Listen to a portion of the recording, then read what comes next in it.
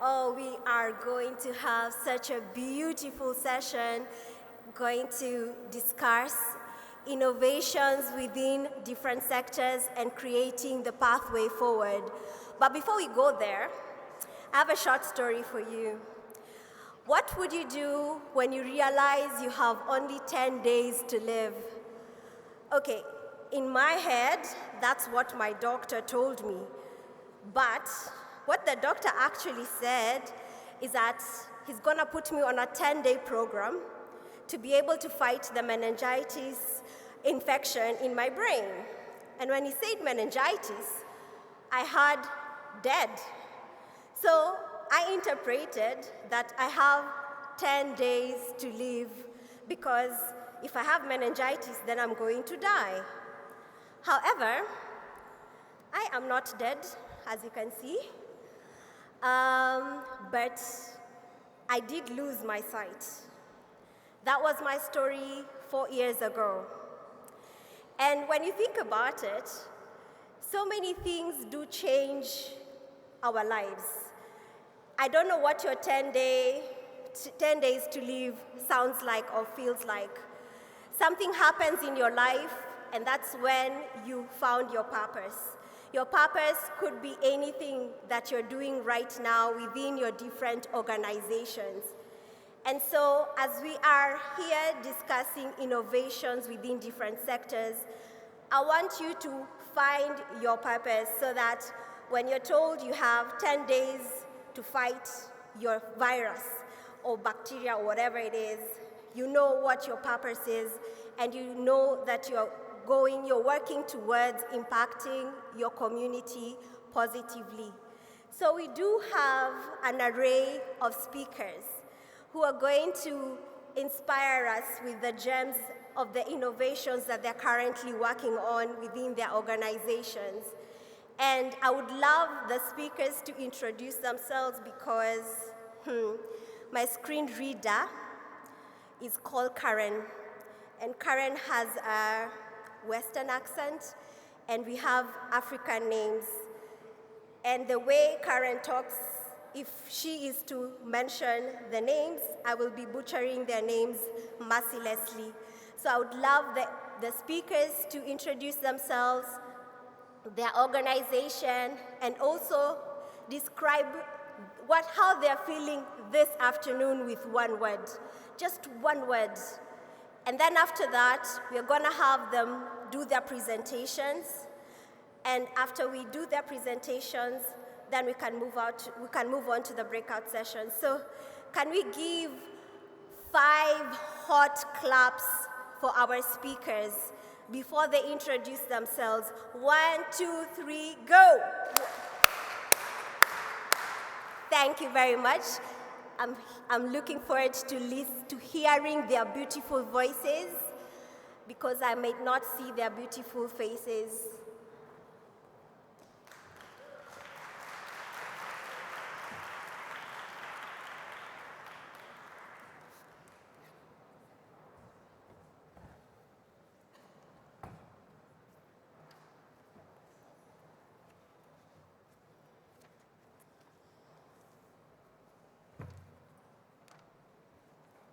Are they all seated? Or they're still working? Are you guys ready to show us what you got?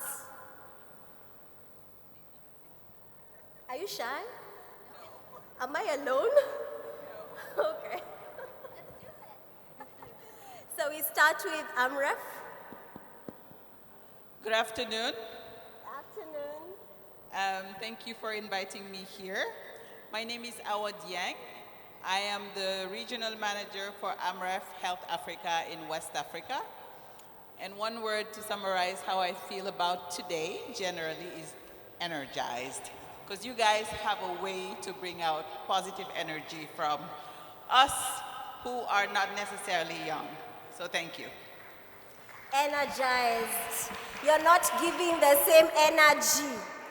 Energized.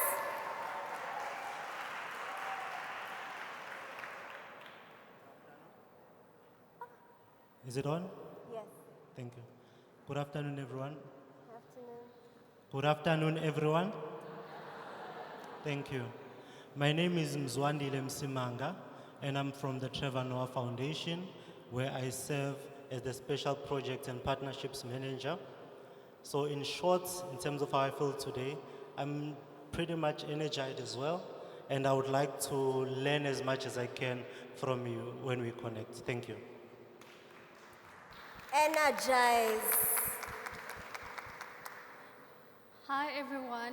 I'm not sure I'm going to say energized because it seems like the afternoon lunch has. Okay, so my name is Gretchen Adams and I'm the youth coordinator for the Mozilla Foundation. We have the Responsible Computing Challenge just launched in South Africa. So we focus on ethics in computer science and how technology impacts society in a more broader sense. My word is inspired. I'm always inspired by the youth.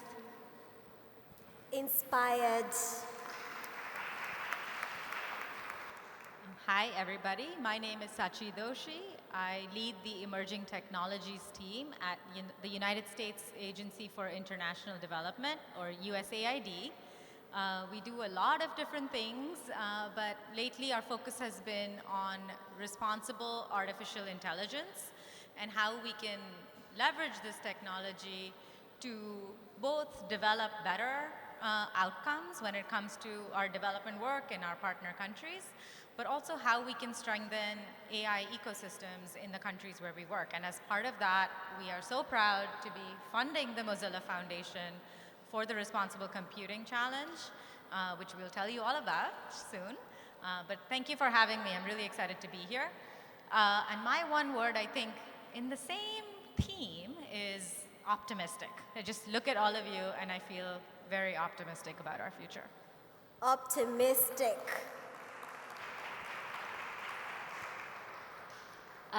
Good afternoon, ladies and gentlemen. My name is Mbali Mushatama. I'm from the United Nations High Commissioner for Refugees.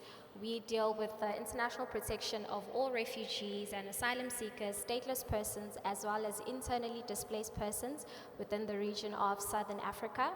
We are headquartered at Pretoria, Gauteng, and my word is expectant because it is our first time as UNHCR participating, and we are looking forward to where this will go for refugees. Thank you. Expectant. Can we give a better energy? Ama, you guys have. Yes!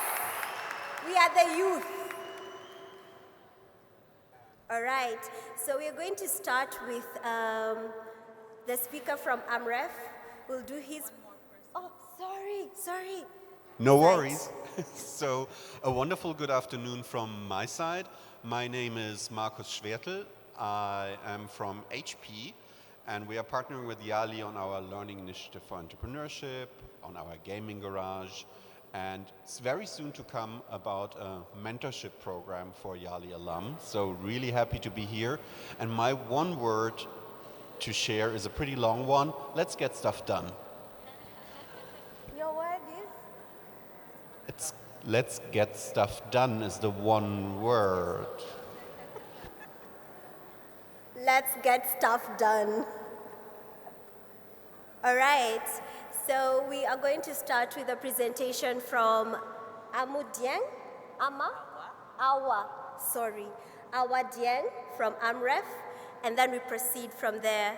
Thank you so much, guys. Let's give energy. Woo! Thank you so much. Thank you. I hope you can hear me well. So I'm going to talk to you today about access to health. It's a very important topic for me, considering that we work in public health in our organization. And I'll start with a quote from Paul Farmer. If access to healthcare is considered a human right, then who is considered human enough to have that right? 4.5 billion people around the world live without access to basic health care. And today's population in 2024 is 8.2 billion. So that's more than half of the world population that lives currently without access to basic health care. 5 million people die annually due to lack of access to basic healthcare services. And guess which percentage of that live in sub-Saharan Africa? 60%. What are the reasons? We have systemic reasons.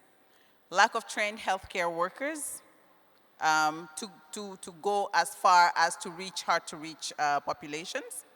Lack of facilities to provide basic healthcare in hard-to-reach areas. There are also socio-economic reasons. We have poverty, which is a given. We have populations living in remote areas, harsh climate conditions, which limit access to this population, and security issues. I'm sure there are more. But what is access to basic health care? It's the availability and ability to obtain essential health services, including primary health care services, maternal and child health services, essential medications, emergency services, and health education. But let's focus on maternal health. Approximately 295,000 women died in 2020 from pregnancy and childbirth-related complications. And guess which percentage live in sub-Saharan Africa? 94% of that. 94% of almost 300,000 people who die from pregnancy and child-related complications live in sub-Saharan Africa. At Amref Health Africa, in West Africa, our portfolio is made up of around 50% of maternal neonatal child health projects. Between 2019 and 2021, in Senegal, we implemented a telemedicine project in south of Senegal where the health indicators are the worst and where we have over 500 deaths per 100,000 live births in that area. That's almost triple the current global rate of maternal mortality. So the goal of this project was to monitor women from prenatal to postnatal care, just to make sure that they use services that are available to be able to live a healthy pregnancy and deliver their babies in a safe area. This project worked with community health workers who were playing the liaison between the community and the health workers. It also allowed for health workers to be able to provide care, but also ultrasound services, which in some cases are very rare in those areas, through telemedicine. But it also allowed these women to access specialized consultation when necessary through telemedicine. The initiator of that is actually sitting in this room, Dr. Baranyai. So thanks. Please give him a round of applause. He was my predecessor at Amref, and he is the one who initiated that project. That's just one example of many things that are being done in the area of maternal care, in the area of access to health care.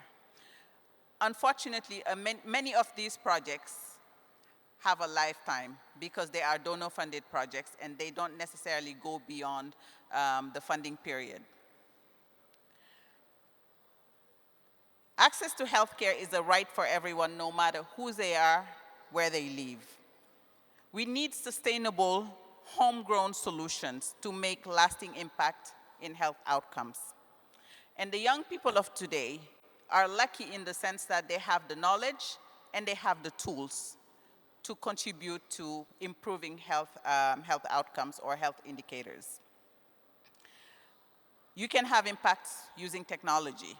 You can have impact creating solutions in logistics, in supply chain, in communication, also in education and advocacy. Sustainable Development Goal 3.1 aims to reduce maternal mortality to less than 70 cases per 100,000 live births. I'm going to end with a question. Do you think that 4.5 billion people are human enough to access healthcare when they need it? If the answer to that is yes to you, I invite you to please join me at the marketplace tomorrow to share any ideas that you may have. Thank you.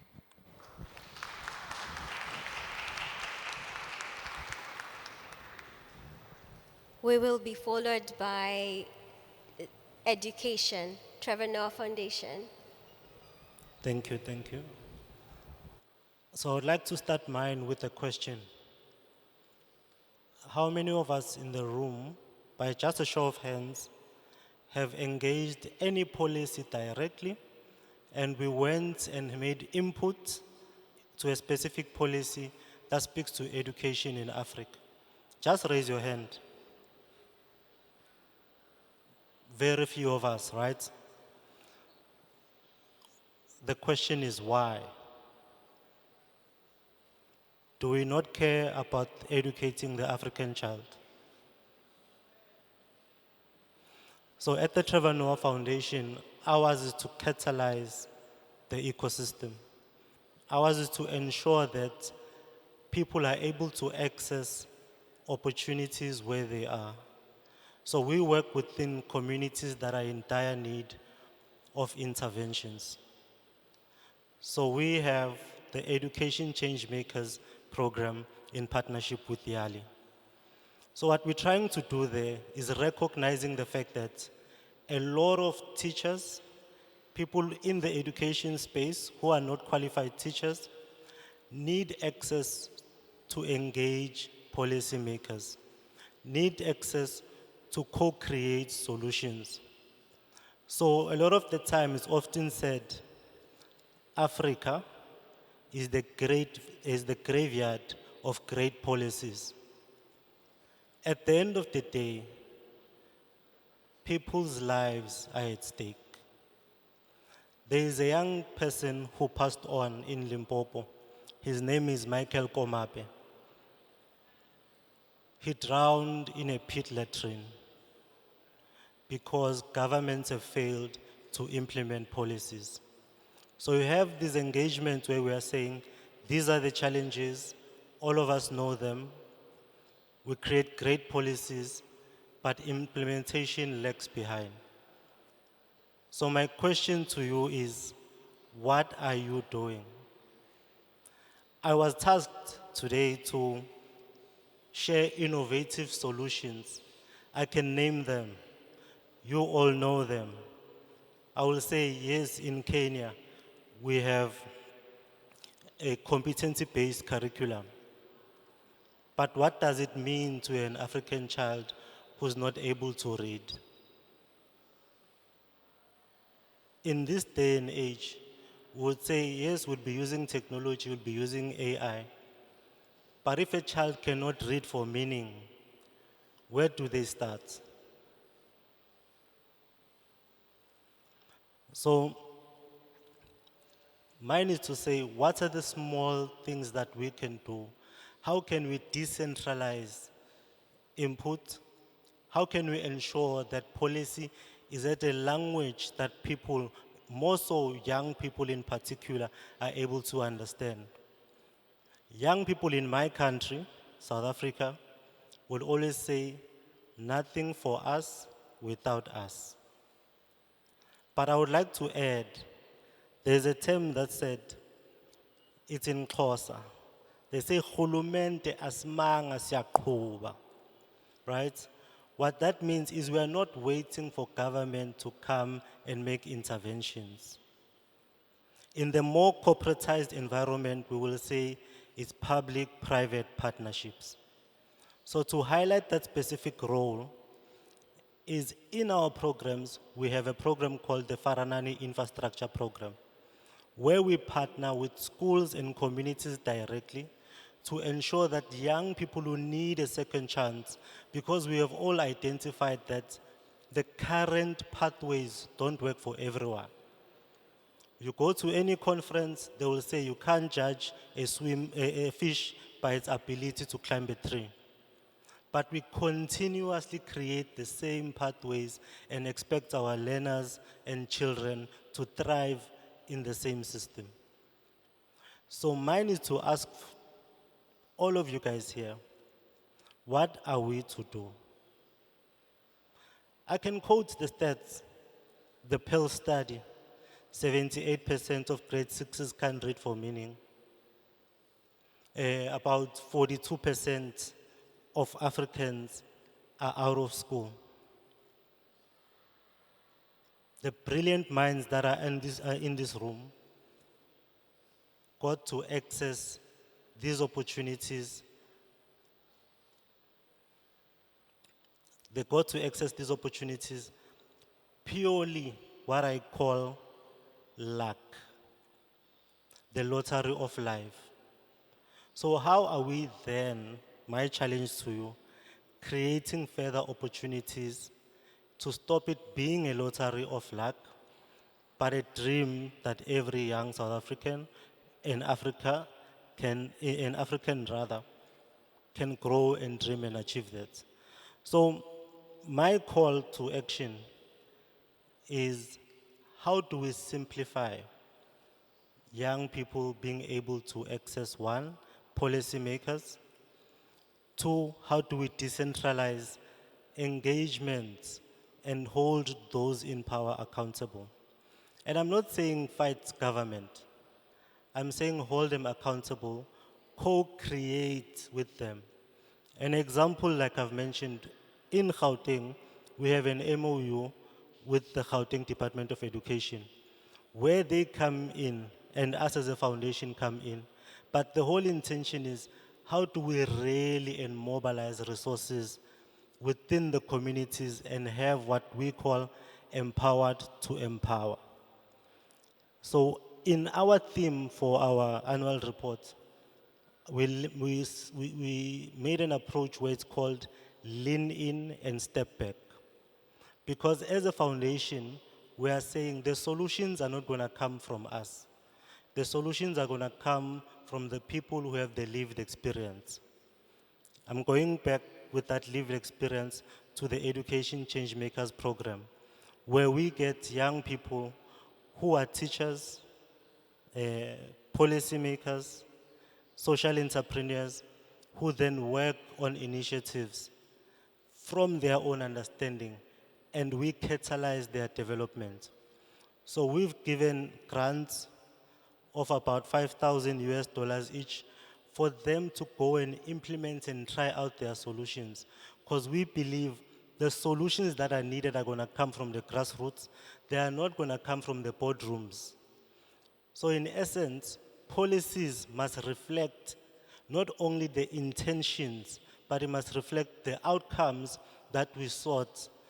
Because we cannot judge any policy or any intervention by what we would like to achieve, but we should be able to judge it by the outcome. Because at the end of the day, it's people's lives and their dreams. And we are here, there's a song by, I think, Cole Fillins, who had said, it's just another day for you and I, right, in paradise. So let us not create a nation or an Africa with a lot of people who have nothing to lose. Because when we speak, we always say, but you know, the price of bread will be XYZ if this happens. What about those who are not affording the price of bread as we speak today? So mine, as I leave you, is let us all engage and co-create and go to the spaces where the challenges are at, and all the solutions matter. It's not because I come from the Trevor Noah Foundation that I have the answers. It's the people who just need an opportunity and a chance to contribute. And that's my ask. Give young people the platform to try and fail, but to in most instances, just for them to be in the same room, not necessarily taking scraps from the table, but being meaningfully and participating in that particular table. I thank you.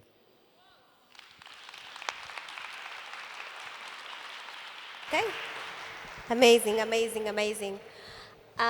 We are going to proceed to Mozilla Foundation to talk about technology and then followed by USAID on the same topic.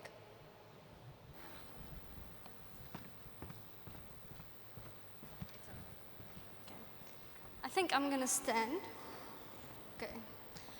I'm going to start by asking, who hasn't, by raise of hands, who hasn't touched their cell phone in the last hour? Raise your hand if you haven't touched your cell phone in the last hour. You guys are all sitting here. How? How? Okay, ask another question.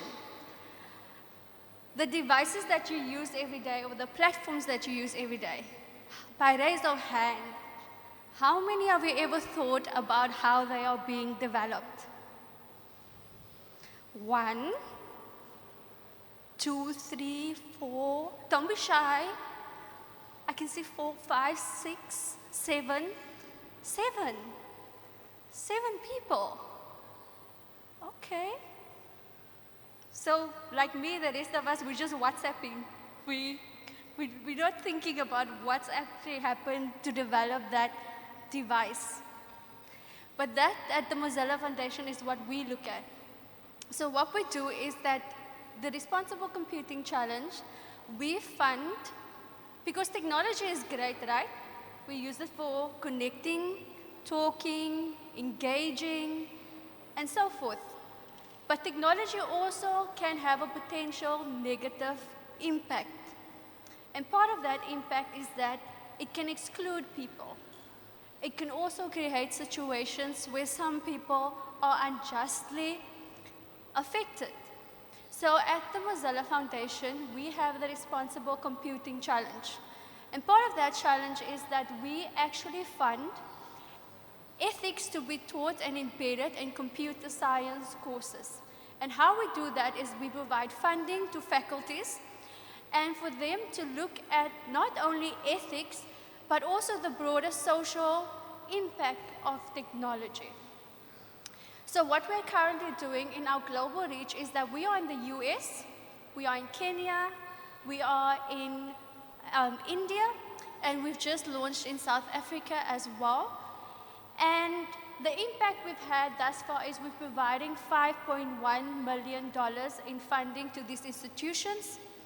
And part of that is that we've reached about 31,000 students and over 400 faculty members.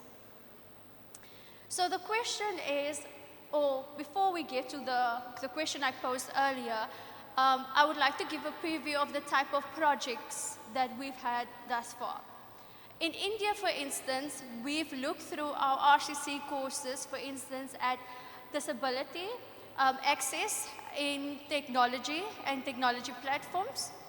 In Kenya, we've also looked at embedding some of the RCC ethical principles in our computer science courses. And then in the US, we have also looked at building responsible computing networks across historical Black colleges and universities. And this all speaks to accessibilities and allowing people that might not previously been part of the conversation in tech to also have access and be part of the development of those technologies as well. So then we think about how these technologies are being developed and who are developing them. So the students that are currently, So the students that are currently in these courses, they will go on and become either entrepreneurs or they'll be working for tech companies and they will be developing some of these everyday technologies that we are currently using.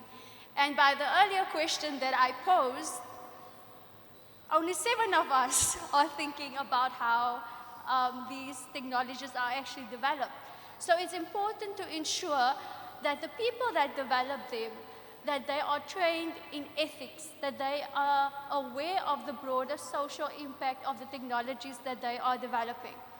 So part of that has come because of the challenges that we have faced in AI and ensuring that these future professionals are actually equipped to deal and have the skills to deal with the challenges ahead.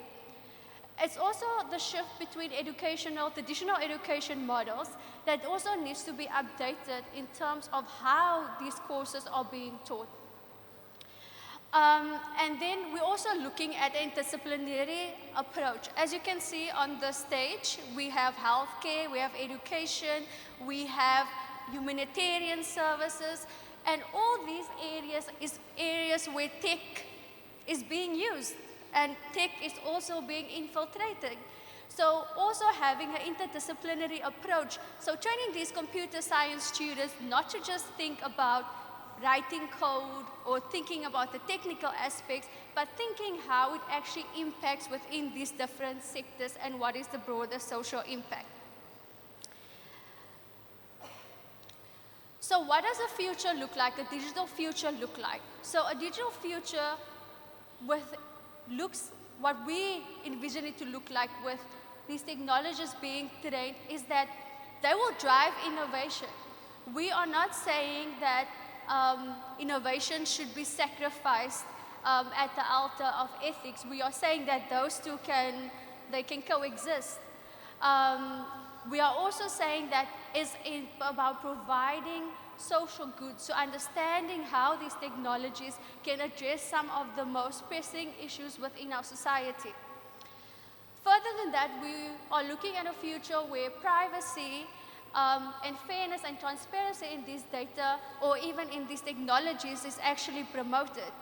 And then also addressing the biases that is involved within algorithms and ensuring that they are fair in their development. So what we are essentially saying, and I think what has been also alluded to by my previous two panelists, is that it is an ecosystemic approach. Whether we're speaking about healthcare or education, none of these things exist within a vacuum. And you all will go into the workplace and work in different sectors, but it doesn't mean that you cannot rely on the network that you've built within this program to also connect with your fellow alumni, because as you can see, some of them share some of the similar challenges. What we are saying is that for us to develop technologies that are ethical, we need an approach that both focuses on government through policy and then through education that will teach these students this curricula, but then also for industry at the end of the day to take that further and train these technologists, but also provide them the platforms and the skills to take further what they've learned within their education. So I'm briefly going to go through, but my colleague will also be speaking to this. So some of the ecosystem partners that we've identified was first and foremostly the young people sitting within this room. You guys play such an important role in developing the future talent pipeline. How? Through skills development and through mentoring.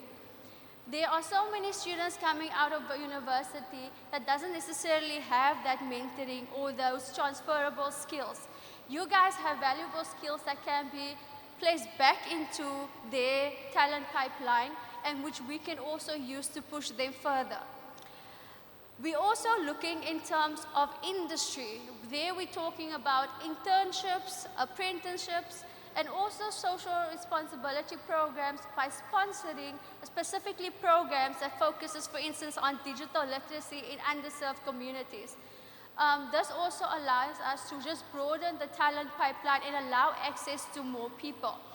So whenever you become a CEO or a boss or a manager within your company, please think about how we can look at apprenticeships and internships. And if those are things that you cannot provide within your company, how do you then link to, for instance, civil society organizations? And it doesn't need to be formalized programs. We can also look at things like innovation labs, where we can take projects and transfer them into real life devices and services that's developed by these students that come from university. Educational institutions play an important role because they provide the curriculum as well as the tech partnerships, and this is where we're also asking organizations to link to academic institutions so we can take the learning from the industry back into the classroom. There's normally this big debate about, they will say that academia, the students do not meet the criteria of the industry. But for that to happen, we need a relationship that is more organic between the industry and the academia, and that means more partnerships. We are also focusing on interdisciplinary learning, like I mentioned earlier, not just being trained within computer science, but also looking at various other fields as education, healthcare, and so forth, and also encouraging our students within social sciences to even look at computers, technology, and how that impacts within those areas. We also have government. We also always have government. But as my colleague before me just said, it's a relationship that needs to be managed, and it's a relationship that has multiple layers to it. For instance, we look at funding, and then for government to set those ethical standards. We can teach ethical education in university, but we need a framework outside of university as well. And then as well as promoting digital equity. I think we had a sort of program this morning that spoke about infrastructure development, and infrastructure development is actually the premise for any type of digital equity.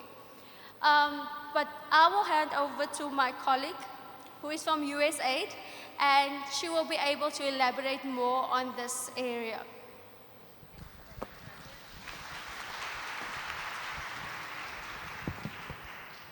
Can you hear me? No. You can see why we're so excited. No, still not. All right. Okay, there. You can see why we're so excited to work with Mozilla, because this is such a fantastic program. I'll keep my remarks brief because Gretchen has gone over the details of the program itself, and really we want to hear from you about how you see technology playing a role in the various sectors in which you work and where you see a place for engagement with this program. But I just want to quickly mention, why USAID is investing in this. And that's because we've been watching the digital landscape evolve over the past decade or two. And we are getting to the stage now where, we are in the AI age. But there's a big divide in who builds things like AI, who uses things like AI, who has access to these fancy tools and services. And we realize that these technologies, just like these sectors, these technologies don't operate in a vacuum. You need people to build these technologies. You need people to govern these technologies. And you need people who use these technologies and give feedback on whether these technologies work for them or not. And even today, even as we are in this AI age, it is enabling and creating efficiencies in some parts of the world, but not in all parts of the world. ChatGPT, which I'm sure everyone has been at least aware of, if not using already, doesn't work in most of the African languages that you all probably are aware of, right? So how do we create a digital world where these divides don't continue to grow? And we think the way to do that is by investing in people, by investing in you all. And the place that we thought is the place where the most leverage can be influenced is the training pipeline, where the next generation of technologists are going to be building, we think, an even better digital future, one that is more equitable, more fair, more responsible, that is built with inclusion at the outset, with fairness and justice at the outset. so that there are not just technologists who are building these products, but technologists who are part of civil society, who are telling us the ways that these products should and shouldn't be used. There are technologists in government who are helping build the guardrails so that there are appropriate consequences when technologies are not used appropriately, and then there are appropriate incentives to grow technologies in ways that serve society. So for all of these, we need the right kinds of technologists that are trained not just to learn about the hard skills, how to code, but to understand the impact these technologies have on all of us. And that's just the way that the future is going. And so investing in the Responsible Computing Challenge and doing this in different parts of the world is going to allow us to start to influence that next generation of technologists. And so that's why we're so excited to be doing this. And there's a lot more to come in the future, and we're just really looking forward to hearing from you to see how this program can be even better and have more impact than it currently does. So thank you for having me, and I'll pass it to the next speaker. It's amazing, amazing what you guys have to offer. The next person will be social inclusion, that is UNHCR.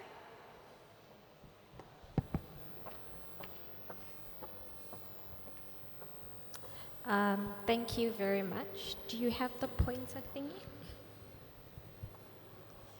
Thank you. My name is Mbadli, as previously said, from the United Nations High Commissioner for Refugees. We are situated in Pretoria, and we cover 9 countries, so we are often referred to as the South Africa Multi-Country Office. We cover South Africa, Lesotho, Eswatini, Namibia, Botswana, Madagascar, Mauritius, Comoros, and the Seychelles. I'm so glad that my previous colleagues mentioned healthcare and access to education, because oftentimes refugees are the one group that is most often excluded from actually accessing these. You take it for granted that if you're sick or if you've encountered an injury, you can just wake up and maybe go to the hospital. Your average refugee sometimes does not have that. You take it for granted sometimes that you know that if your mom applies for you to go to school, you're guaranteed that you can get access to education. Most oftentimes you've found that your average refugee does not have access to that. So I'll start off by introducing our 15 by 30 strategy. So basically, as UNHCR, our main goal is to achieve an enrollment of 15% of refugee youth in higher education by 2030.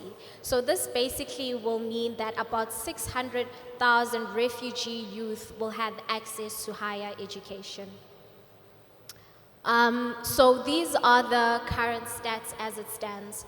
So worldwide, we have 36.4 million refugees, and 75% of those refugees are hosted in low and middle income countries. So that means that where the bulk of the refugees are, the government themselves are also struggling to support the refugees in their countries of asylum. 13.31% of refugees worldwide are made up of young people like yourselves in the room. That is between the ages of 18 to 24.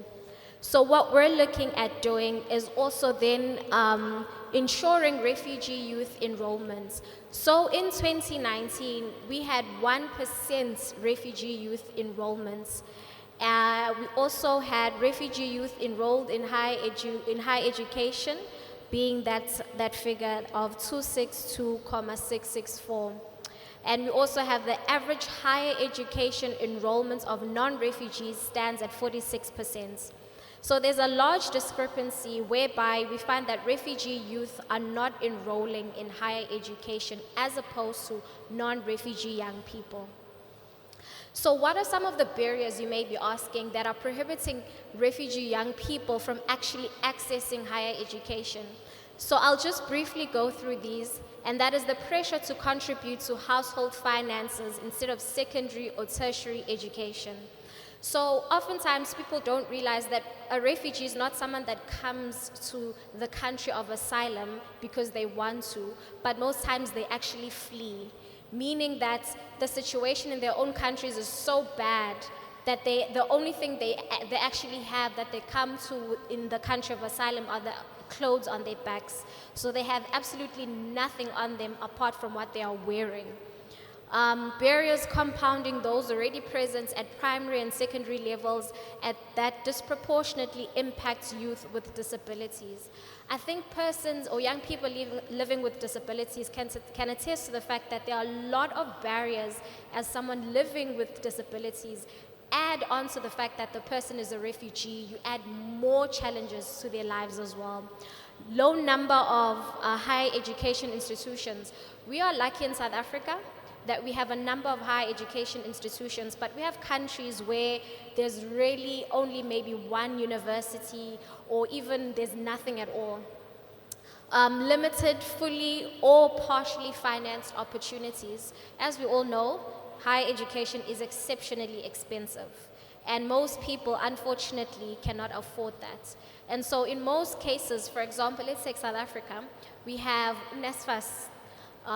Refugees cannot access NSFAS, unfortunately. Most oftentimes, they can't even access student loans. I'll pick one last one, just in the interest of time. Low number of students, particularly girls, graduating from secondary school. We often see that, especially as females, the priority is maybe you should be getting married so that you can start a family, as opposed to actually completing and furthering your education. So as UNHCR, we have 5 pillars for refugee higher education. So we have what we call the UNHCR Duffy Scholarship Program. So that is supported by the German government, whereby every year we put out a call for refugee students to apply for a scholarship, which we as UNHCR will then cover for the duration of their study. Now, in South Africa, we have over 100,000 refugees. And currently, the Duffy Scholarship Program is only funding this year about 56 or so. So you can imagine the need that is out there. Digital higher education. So this would follow a model whereby, especially in refugee camps, Namibia and Botswana have an encampment policy. So what this means is that refugees live in a camp. So if they want to even go outside the camp, even to attend to a medical appointment, they need permission from the government to actually leave the camp. So digital higher education assists them in such a way whereby you actually bring the education to the refugee. But now the challenges with that is that we all know resources are not readily available. So to actually have someone successfully complete their education through digital higher education, that means they need a laptop, they need stable internet connectivity, and those are things oftentimes we find refugees struggle to access. Vocational education and training. Third country education pathways. So what this means is that as UNHCR, we run several programs whereby we try and afford refugees the opportunity to actually go and study outside of the country of asylum. So, for example, we have a program which is called the UNICO program, where refugees are afforded the opportunity to study in Italy to pursue their postgraduate studies. However, one of the key things we have realized our problem is documentation. So in South Africa, refugees are often given a Section 24 permit as according to legislation. However, it does become a problem accessing travel documents because they can't just leave the country. They need certain documents to leave the country, and oftentimes they are not afforded those documents to even go outside and pursue their studies. We also have national university enrollments. So all in all, what I'm trying to paint a picture of is the fact that there are limited opportunities, but there are even more limited opportunities for refugees because of a number of issues or challenges that are not even a fault of their own. So these are the current stats when it comes to our Duffy Scholarship. We have 26,300 students that have enrolled through Duffy since 1992. We have 9,312 students worldwide, that is, that are enrolled in 2023. 15,600 applications are submitted in 2023. If you recall, I had said there are about 36.4 million refugees in the world. So can you imagine just the large number of applications we receive and the limited resources that we are working under? Just lastly, one fun fact is also the fact that 42% of Duffy scholars are women. So another key thing to recognize is the fact that there's no centralization or standardized collection. So each country, when they collect data on refugees, is using their own method, and therefore data is not often collected in the same way. Minimal desegregation by protection status. So again, there's differences in terms of a refugee, there's a difference between a migrant, an asylum seeker, etc. And so when people collect data as well, they're not really disaggregating the data. So we fully believe we're not even getting the full picture of the protection status of refugees as well. There's no refugee-specific higher education institution. So for 2022, the Duffy evaluation, so awareness of the Refugee Scholarship Program improves secondary retention rates with stronger effects for women and in camps. So what this means is that when we speak to refugees on the ground, they often say, but why should I even finish school? What is waiting for me? And so when you come in and you give someone hope and you say, yes, there are limited opportunities, but there's an opportunity. You broaden their scope, you broaden the way they think, and for once, they see a future beyond their current circumstances. Graduation rates have steadily increased since 2014, and financial support component remains critical. So as I said, we are functioning with very, very limited resources, and we need all the help we can get. So what is my call to action today? I want to say, as the YALI alumni in this room, the respective organizations that are in this room, what can you do to ensure refugee inclusion? What can you do to ensure that the opportunities that were afforded to you are also afforded to a refugee student? I want to call up 5 of the Duffy refugee students onto the stage very, very briefly, and I want to put a face to the stats. I want you to see that these are young people themselves, just like you, that have dreams, that have aspirations, but sometimes are functioning with such challenges.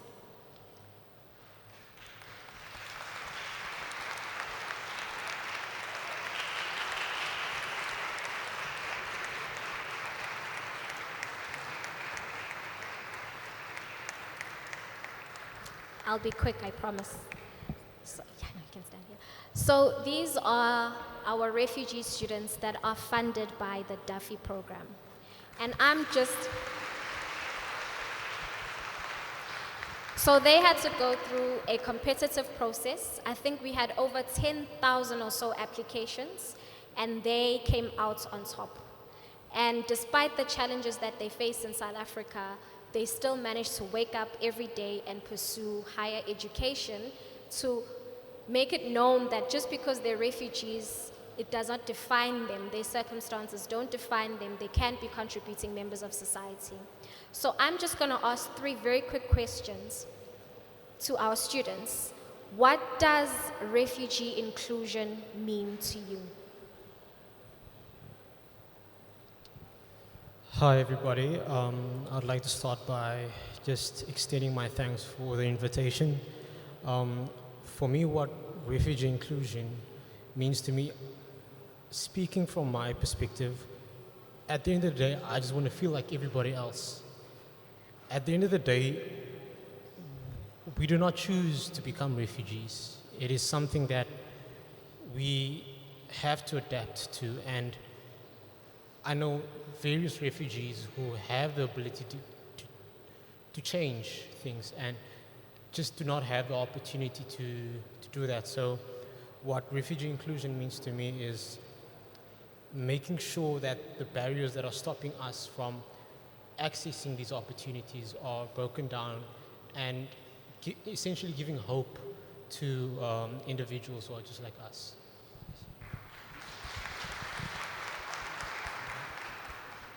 Thank you very much. As you heard, they want to be treated like people. They also want to access opportunities. How do you think Yali can contribute towards refugee inclusion?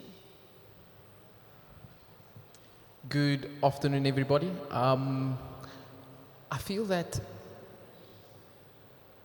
Yali is such an amazing opportunity for people like us that feel so excluded to be part of a family. I sense a strong opportunity of mentorship, strong opportunity of leadership, business-minded entrepreneurship. Wow. Being in South Africa and as a refugee, you have to know that you're not like the others. You don't have the documentation that allows you to buy a home. You don't have the documentation that allows you to buy a car. You don't have the documentation that even allows you to buy a cell phone. So you have to buy it cash. So it's very difficult living as a refugee, having that identity. It feels like a stain on a white shirt. So that's why Yali is the washing machine that can really remove that stain.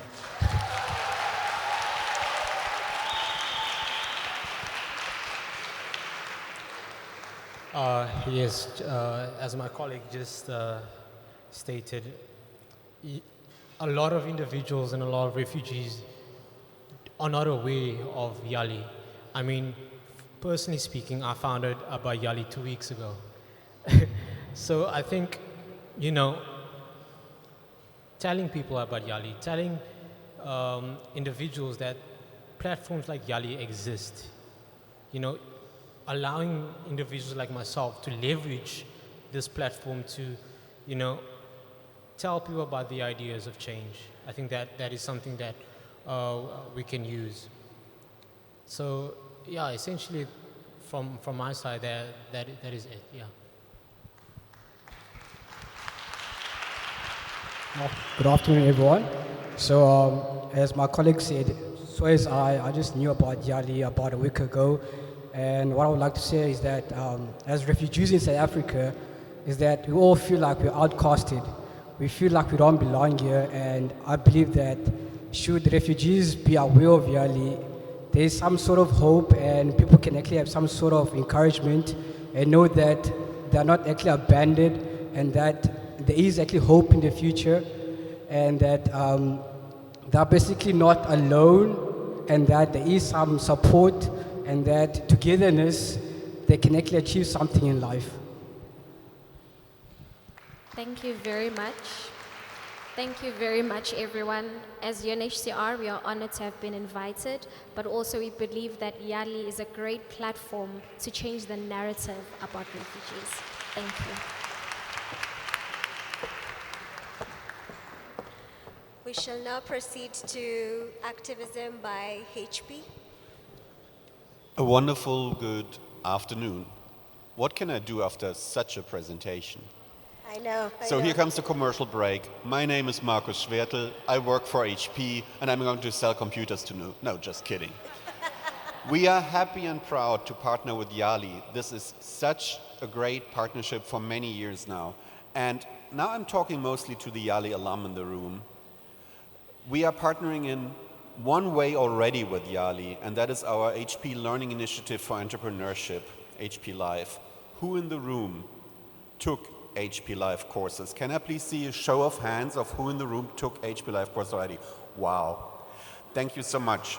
More than 2,000 people from Yali took HP Live course already. We are happy and proud of this collaboration and how this is going to be intensified through the amazing work. And now I want to thank specifically the 4 regional learning centers who are the hub for that. So thank you so much for this partnership.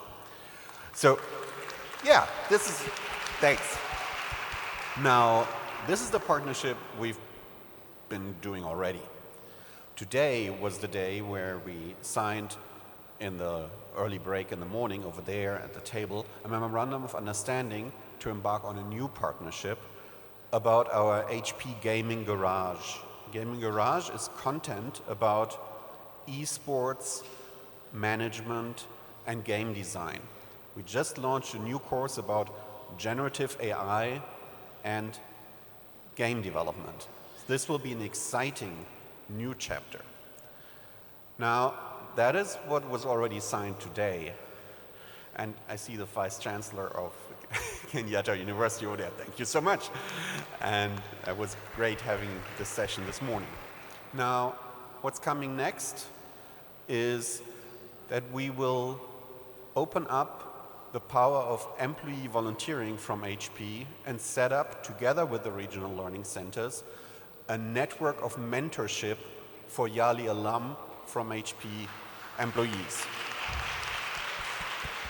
The sky is the limit over there when it comes to how many people will be involved.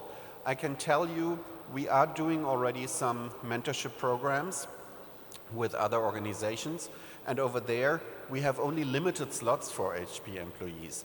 And the employees are complaining to me, no, but why can't I do mentorship myself? So we count on you to sign up for that, because this is a mutual learning experience, and that's what we see all the time.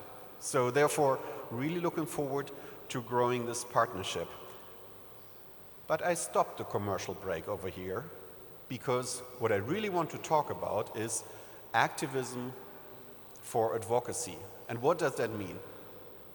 I work in government affairs for HP, and our job is to help that policies get implemented that make better lives. You, as YALI alum, you also advocate for changes in the society where you live. But how do you do that? And is it enough to have, well, no one uses Facebook anymore. No, that's not true. But is a like in Facebook something that activates people? Probably not. So how do you activate? You have a topic that you want to push in your community to be discussed. How do you do that? We heard earlier about refugee education, higher education, but refugee education in general. If you want your community to talk about that, how do you do that? If you have an issue with accessibility, with inclusion, how do you get that topic through in your community? And here's something I invite you to consider. It is a technology that is based on two tools. Tool number one, and I have it with me, thank you, Katie. Tool number one is a pen. And tool number two is a large piece of paper, a really, really large piece of paper. It's really large. It's about this size large. And what I'm inviting you to test when you go back home and you have a topic that you want to discuss in your community, your community does not discuss it well enough by now, probably. Use a piece of paper like this, use a pen like that, and write a question you want the community to discuss on top of this paper, and put it on the floor in front of a store, at the market square, in front of a church, in front of if you have a pedestrian street, do it there. Write a question there and write a few answer options and ask people to vote for an answer. Do a questionnaire. Have some friends with you. Do it with 3 or 4 people. I'm doing that regularly. Sometimes police shows up. Well, that happens. So make sure that you comply with local laws when you do something like that, right? So very important. No one wants to get arrested. So do a questionnaire like that. And what happens is not just that you get a few answers where people answer that question. By the way, you can take pictures and make a social media post out of that so that you can go back to technology, of course. But what happens is when you have a question over here, and people discuss that question with you, with your friends, they give an answer, that is just one flow of communication. But what really happens is people go back home. And at home they might say, look, I just did some errands and there were some people in the streets. They asked me this question about, let me take the example of, they asked me the question about refugee education. That was a weird question. We don't have any issue with refugee education. And then the daughter might just answer, well, wait, but there is in our class a refugee, and there is the following issue. So by doing an activation like that, you have a two-step flow of communication happening because people talk about something like that. And the really strange thing, it is a bit awkward to do this here on stage. I usually do that by just taking groups, let's do that and test it out how it works. It is amazing how you can engage in discussions that you never thought would happen. This is how you can make your topic their topic. So my invitation to you and my call to action is, if you have a topic, write it down, put it on the floor somewhere, ask people to vote about it, and see how the discussion evolves. HP as a company is committed to accelerate digital equity for 150 million people by 2030. And our partnership with Yali is an important building block for that. So I'm looking forward to connecting with you over the next couple of days. I'll be here till Thursday. And thank you so much for the great partnership so far, and looking forward to seeing what's coming.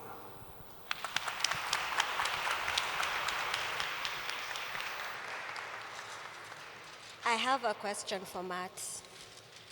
When you have to use a piece of paper and a pen and you cannot see, do you put yourself on the paper? Because if it's a blind community, they will not even see the question. So how do we have the discussion in terms of social change in that regard? That is a very important point, and therefore that is why it's important not to do these things alone, like what I just did here on stage. It is important that you have a group of people with you who can translate what is going on to all different kind of people. And I'm totally with you. Something that is written on paper is a challenge for some people, but that's why there are others to help by just reading what is written there and asking people for their answer, because there's another challenge.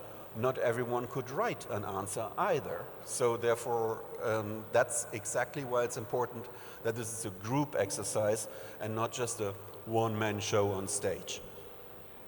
Thank you very much.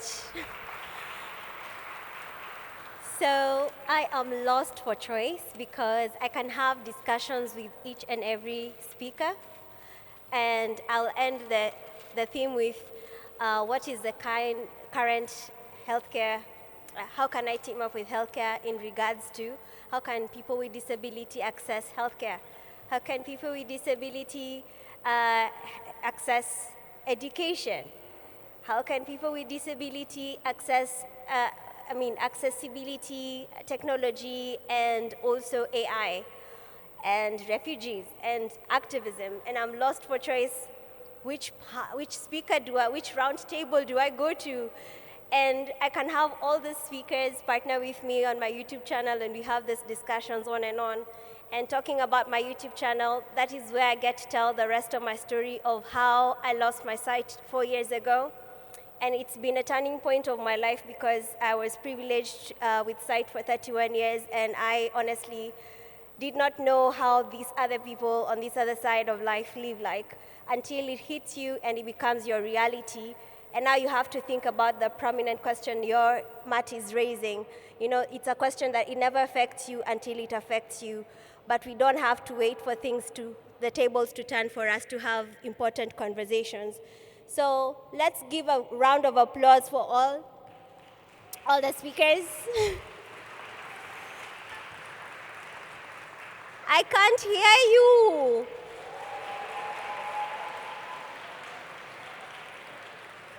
Thank you so much. So you've all heard what important topics they're talking about, health education, technology, social inclusion, and activism. And therefore, they're all going to respective roundtables, and I want you to join them in those roundtables and discuss the points that you'd want to discuss with them.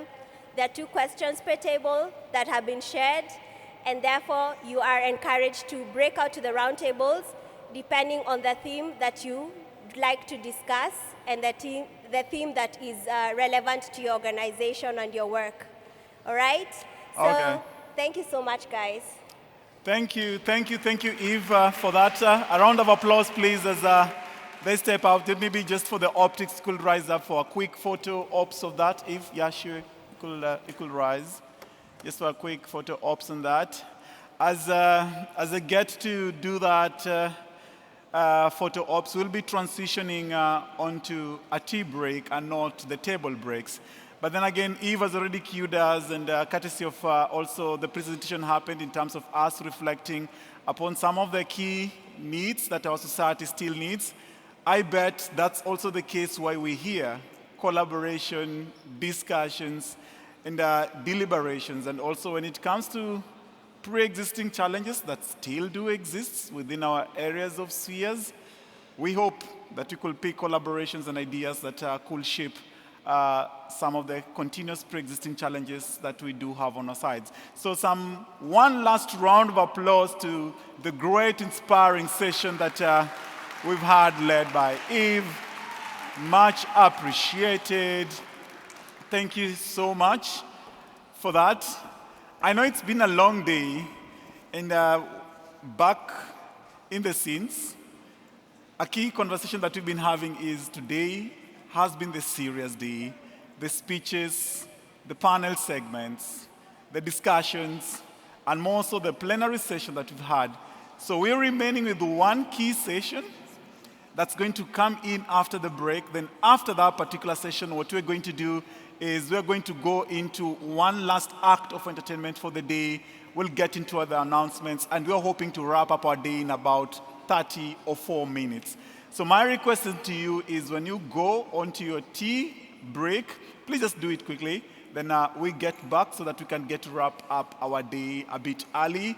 You'll get to enjoy and have probably time for you to continue your networking endeavors and actually plan for the next 2 days. So DJ Gift, probably you could give them some track as this transition just quick to their tea break. Then may I get to see you soon in about 10 or so, 15 minutes.